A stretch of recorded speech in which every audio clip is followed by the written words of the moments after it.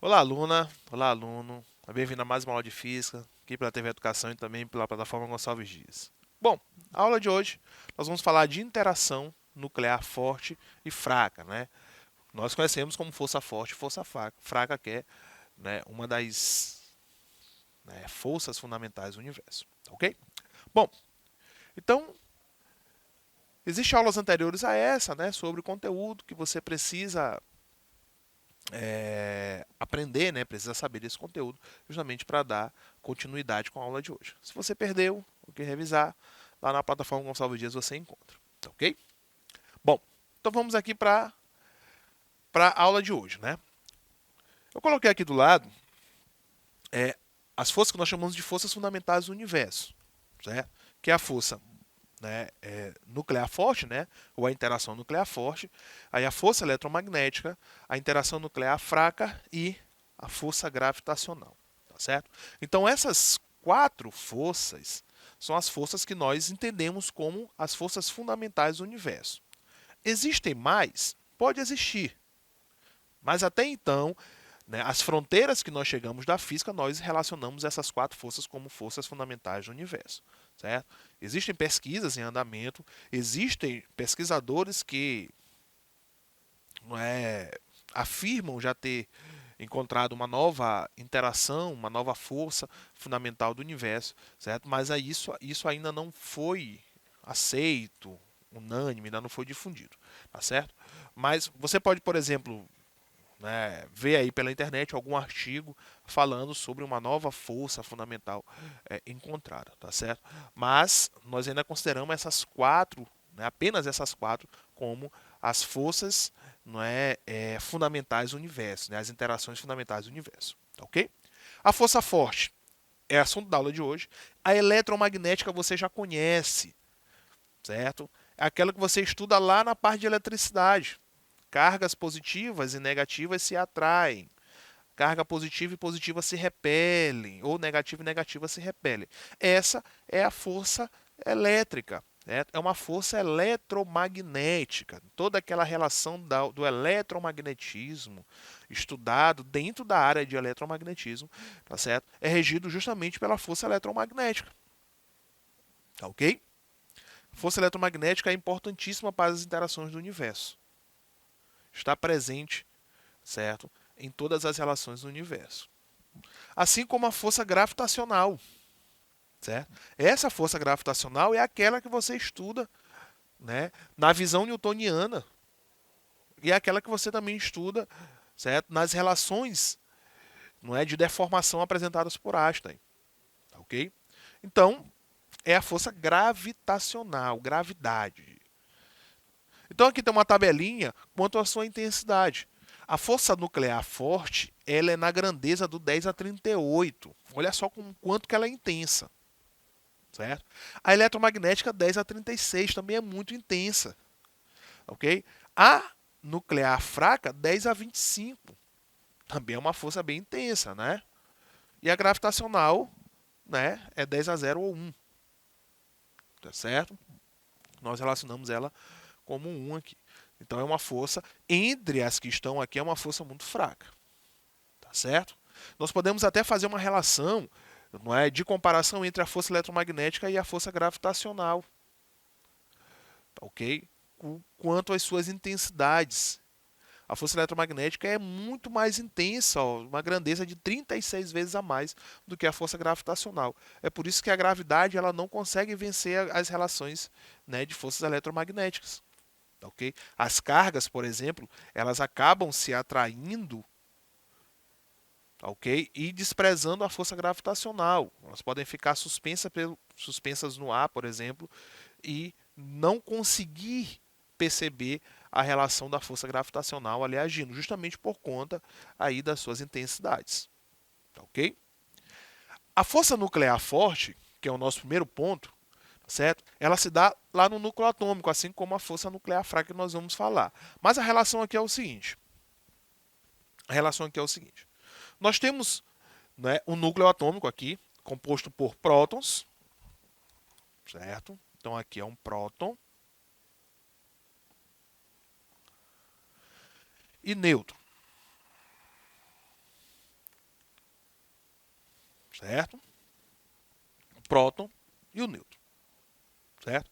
O próton, como já foi falado em aulas anteriores, um próton com um próton ou positivo com positivo, a tendência é que ocorra ali, não é, um afastamento natural entre eles, certo? Que aconteça ali uma repulsão. Só que é o seguinte, como é que essas partículas que têm o mesmo sinal, que de acordo com o eletromagnetismo,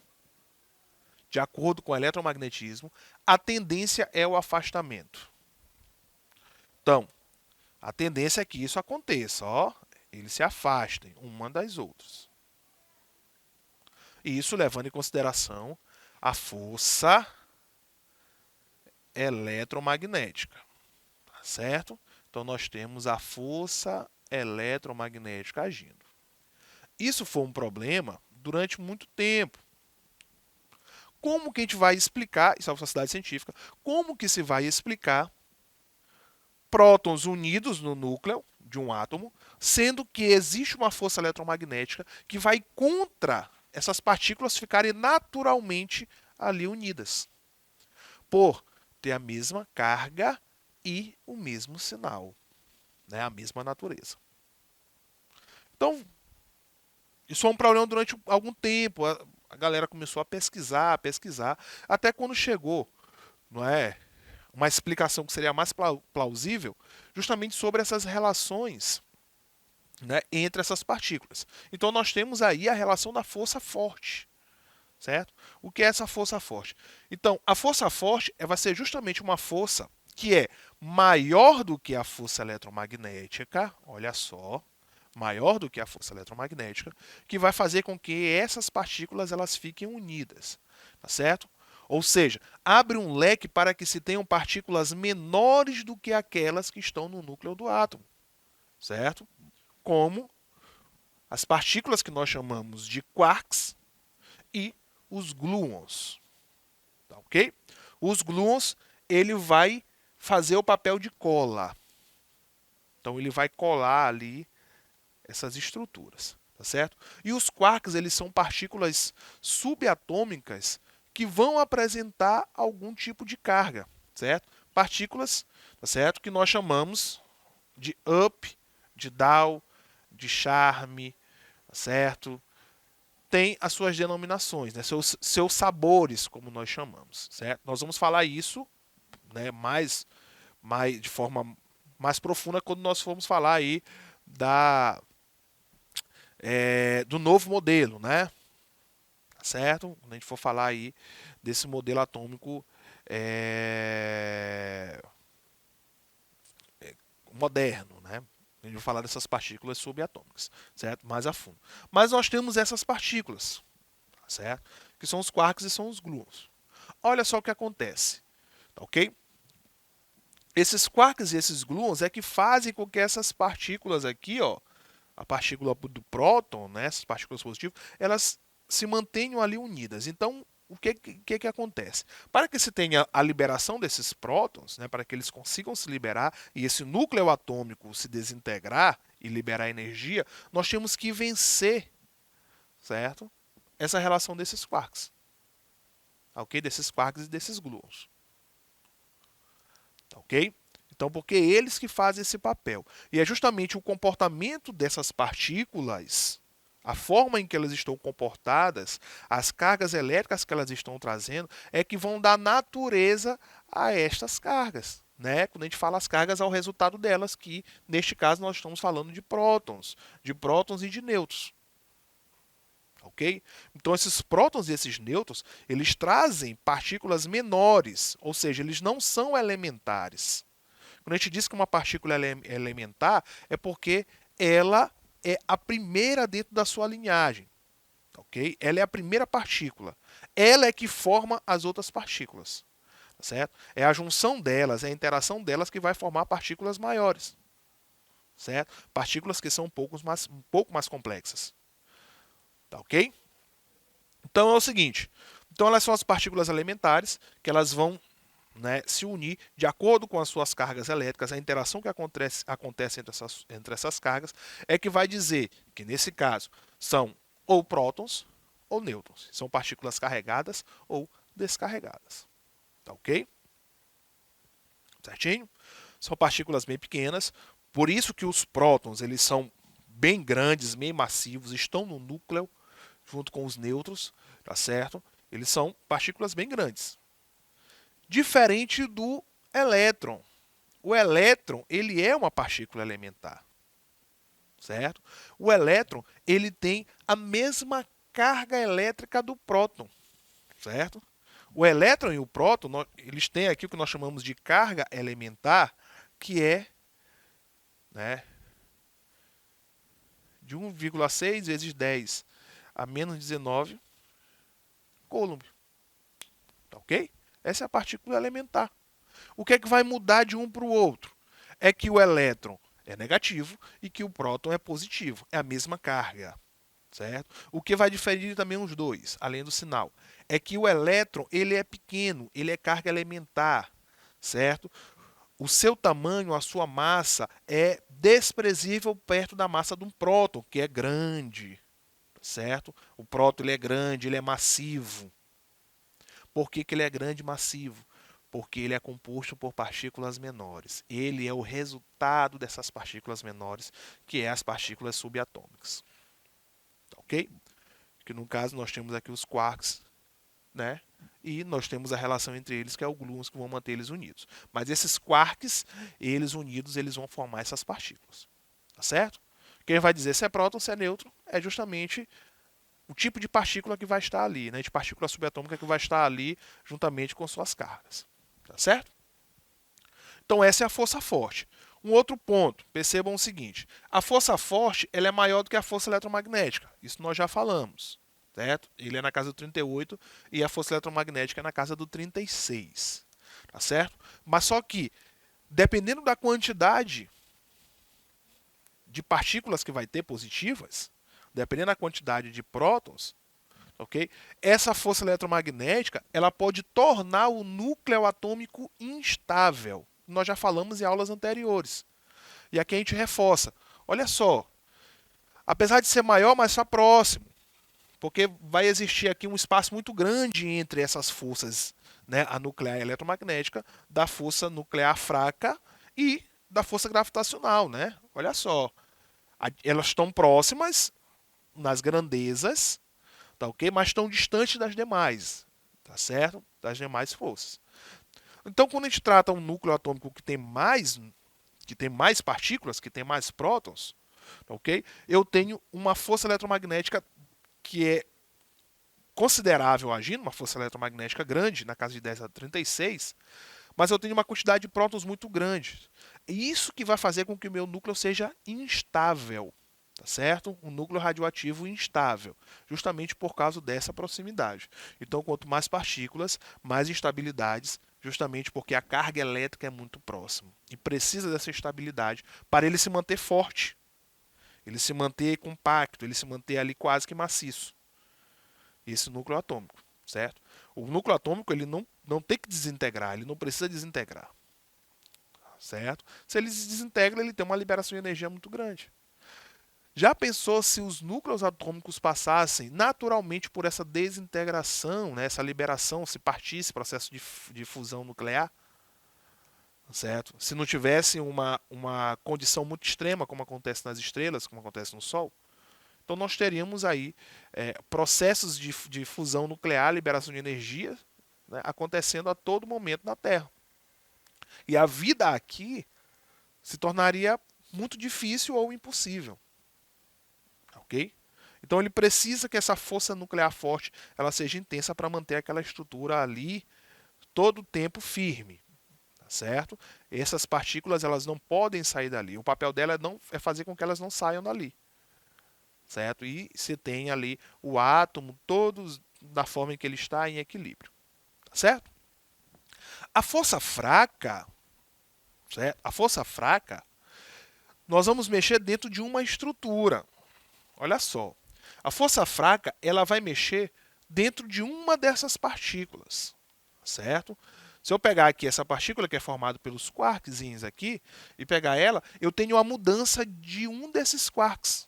Por exemplo, eu tenho aqui um quark up, up e down, certo?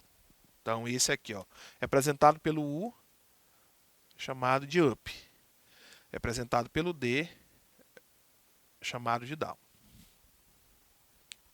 Ok? Então nós vamos ter aí a mudança. A força nuclear fraca, ele mexe na mudança de uma dessas partículas subatômicas para outra, certo? Então vai ter uma condição em que vai ter a mudança de uma partícula para outra. Ou seja, uma partícula que era um próton, por exemplo, ela vai se transformar em um nêutron. Ok? Ou aquilo que era um nêutron se transforma em um próton, que é o que está acontecendo aqui. Então, se tem um nêutron se transformando em um próton. Isso vai fazer com que se tenha a liberação de um elétron. Certo? Vai se liberar um elétron desse núcleo atômico. Então, libera-se um elétron, mas também libera-se um, não é? Um antineutrino, né? Um neutrino de elétron. Ok? Então, isso aqui é o que nós chamamos de antineutrino. Então, há a liberação desta partícula. No caso desse antineutrino elétron. Tá certo? Como é que se chegou a esta conclusão? Muito simples. Que se tem essa partícula aqui. Vamos falar na relação de massa e energia. Certo? Nós temos a liberação de energia de um núcleo, ok? E a relação de liberação também da sua massa. O que não batia era que a energia anterior, né, inicial, ela tinha que ser igual à energia final. E a relação de massa do início também tinha que ser igual à relação de massa no final. Só que essa conta ela nunca batia. Ok? Sempre faltava alguma coisa. Certo? A final sempre não batia com a inicial. Certo? Então, chegou-se à conclusão que existia uma nova partícula, certo? Do resultado da liberação, né, dessas partículas aí que foram liberadas nesse processo da força fraca, que foi a mudança, não é, dessas partículas subatômicas. Ok? E chegou-se à conclusão que essa partícula era este antineutrino. Certo? Foram feitos experimentos. Esses experimentos mostraram que existia essa partícula. Ok? E chegou-se à conclusão que de fato existia essa partícula na liberação. Nós estamos falando aqui da força fraca, algo que você já conhece. Essa força fraca nada mais é do que, né, um decaimento beta. Então isso aqui é um decaimento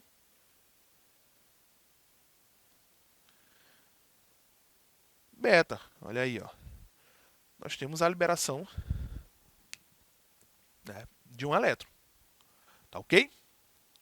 E esse decaimento beta, ele é regulado, né, pelos bósons, né, que é o bóson W e o bóson Z. Tá ok? E ele que vai regular, é a partir dele que nós vamos saber que de fato nós temos aí a força nuclear fraca. Né? Já no caso da força forte, é regulado pelos fótons. A partir desses fótons a gente consegue perceber que ali tem essa força forte. Tá ok?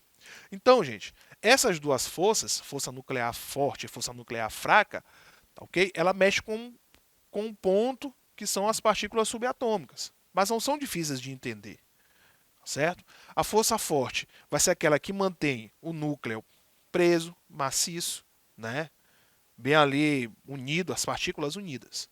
Ela vence a força eletromagnética porque se ela não existisse, essas partículas elas não se manteriam unidas. Simplesmente o núcleo atômico não existia. Se não existia núcleo, não ia existir átomo. E o átomo é a essência da matéria. Então não existiria matéria. Tá certo? A força fraca, certo? Ela vai justamente fazer a mudança, não é, dessas partículas subatômicas para a liberação desses elétrons e desses neutrinos elétrons, tá certo? É o que nós chamamos de decaimento beta, tá ok? Bom, então com esta informação finalizamos a aula de hoje. Vibrações positivas para todos e até a próxima.